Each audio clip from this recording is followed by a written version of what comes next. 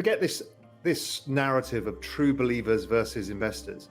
The big breakthrough of what crypto does is the incentive-based program of you can participate in the network and make money and still believe in it, right? So it doesn't matter. You don't have to be that Bitcoin libertarian who wants to fight for total privacy and total freedom. It's not fucking relevant.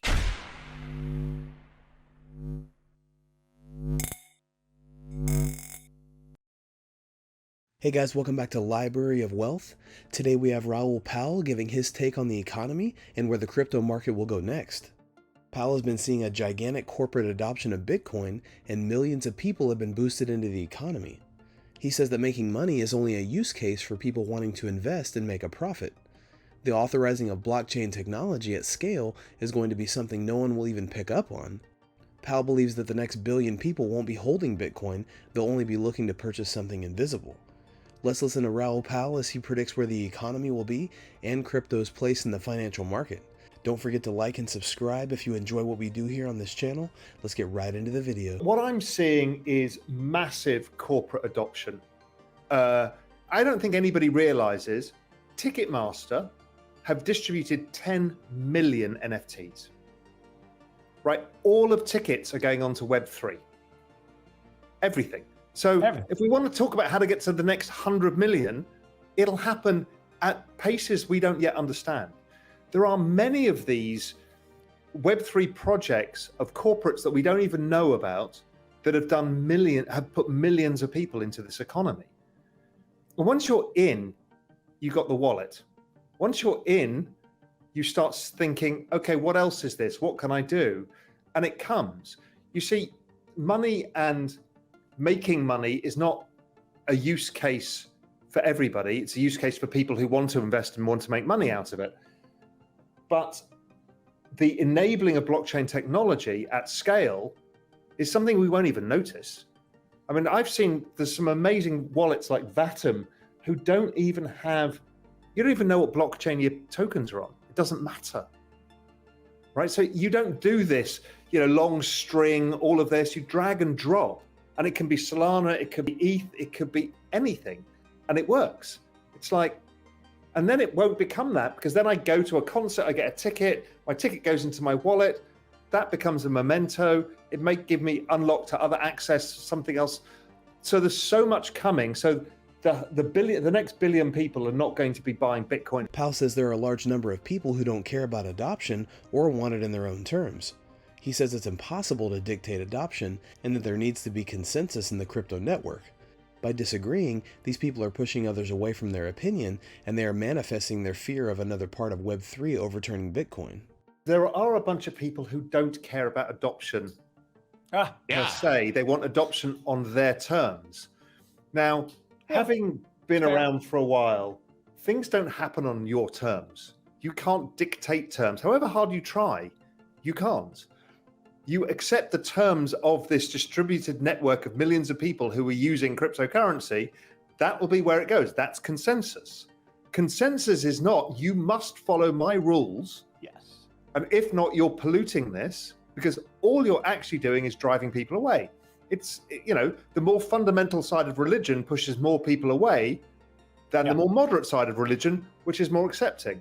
It's so obvious. And always in psychology, the thing you fear the most is the thing you manifest. So if you fear that other parts of Web3 could overtake Bitcoin, and then you start fighting it, saying you can't do that, you will only cause it to happen. And also, money is not the only thing that Web3 solves here.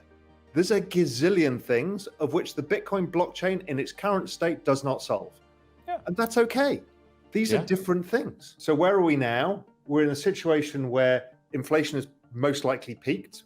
From my work, I think inflation comes down very fast. So that fear narrative is gone. And that was holding back crypto. And so you take that away and the beach ball can start rising out of the water. Then on the other side is liquidity. If we start looking at what the bond market is telling us, it's starting to tell us that the Fed are going to pivot at some point. Now, the market's still debating this massively, when it is and how. I'm in the camp that it happens faster than people expect and more aggressively, because I think the recession is coming harder. So therefore, future liquidity is coming up. We're already seeing liquidity coming out of China, which has been a lead in this whole cycle. So therefore, the macro structure looks good. And with the technicals, I had demarc signals, everything was in that kind of June low period. So it kind of really stacked up for me. And I kind of went, just trying to find any penny I had to put it back into the market. I hadn't taken any out, but it was just putting fresh capital in because you want to get in at those low levels. So now we're going into this area of congestion, as you say, Mark, which is whether it's the ETH kind of 2,000 to 2,300 level, or whether Bitcoin, the 24,000 level. And we need to clear that. Bitcoin's been sluggish, but that's okay. It doesn't have to catapult off the low. ETH's obviously got the narrative behind it. Yeah. So I look at how the market is structured, the price charts.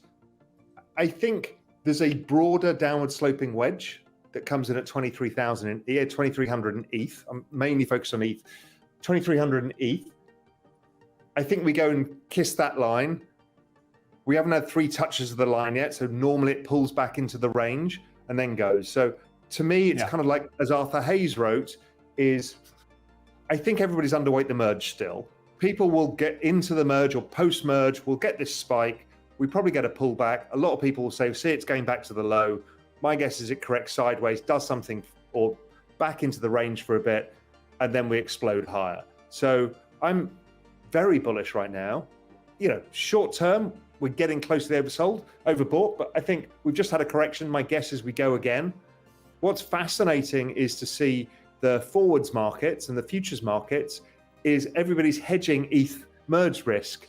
So they're buying ETH, selling the futures. Now, somebody's going to have to lift that hedge off at some point. And so I find that setup really interesting. And I know the crypto hedge funds are all underweight still because they got beaten up so badly. And so they've been buying calls as the way of having something on for the merge so they can get beaten up by their investors. Yeah. So it's like when you see that kind of setup, the path of pain is still higher. Raoul Pal believes that we are now in a condition where inflation has probably peaked and the fear narrative restraining crypto is gone. Because the bond market is saying that the Fed will most likely pivot, Pal believes this will come much more rapidly than people expect. Because recession is pushing hard, this means future liquidity will be coming soon. Even though Bitcoin and Ethereum are starting to wake up, crypto hedge funds are still underweight. Pal sees an intriguing yield asset that could be the benchmark for Web3 in the works, which means more institutional interest. He says that we only need people on the asset management side to have more conviction in the market. What do you guys think about Raoul Pal's opinion on the crypto market right now and the new yield asset coming up? Let us know in the comments below. Thanks so much for watching. Don't forget to like and subscribe. This is Library of Wealth. We'll see you in the next video.